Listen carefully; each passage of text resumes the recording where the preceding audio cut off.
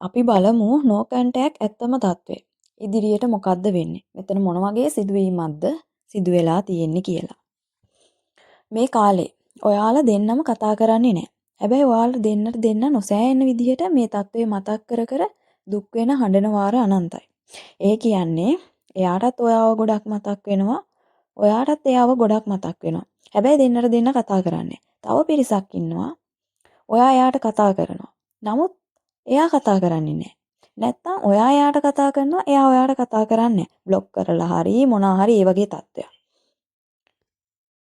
පරණ chat, පරණ photo නිතරම බලනවා. ඩිලීට් කරන්න හිතුණත් ඒක කරන්න බැරි වෙනවා. එයා නිතරම ඔයා ගැන හොයලා බලනවා. සෝෂල් මීඩියා හරහා යාළුවන්ගේ මාර්ගයෙන් ඔයා ගැන ගොඩාක් දේවල් මෙයා හොයනවා. මේ දේවල් මෙහෙම සිදුවෙන අතරේ එයාගේ ජීවිතේ වෙනත් වැඩකට හෝ වෙනත් මොනවා හරි දෙයකට ඊටාම කාර්යබහුල වෙනවා. ඒකෙන් පස්සේ ටිකක් විතර එයාට ඔයාව අමතක වෙනවා. මේ තත්වයෙන් ටිකක් ඈත් වෙනවා. හැබැයි එකම එක අවස්ථාවක් එනවා එයාගේ ජීවිතේ ඔයාව ගොඩාක් මතක් වෙන. අනේ මෙයා මගේ ළඟ හිටියානම් කියලා හිතෙන ඒ වගේ තත්වයක් ඇති වෙනවා.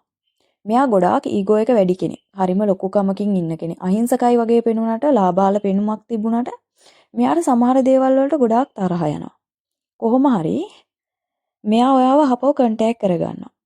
ඊට පස්සේ පැරණි මිතුරන් වගේ තමයි කතා බහ කරන්න පටන් ගන්නෙ. මේ කතා බහ ටිකක් දුර දිග යනකොට ඇයි අපි මෙහෙම දුරස් වුනේ? ඇයි මෙච්චර දවස් කතා නොකර හිටියේ කියන ප්‍රශ්නය මතුවෙනවා. මෙතනදී දෙන්නගෙන් එක්කෙනෙක් තමන්ට හර්ට් වුණ දෙයක්. ඒ කියන්නේ තමන්ගේ හිත දුකටපත් වුණ, අපහසුතාවයටපත් වුණ. ඒ කියන්නේ මේ no contact තත්ත්වය ඇති වෙන හේතුව මොකක්ද කියන එක එක්කෙනෙක් කියනවා.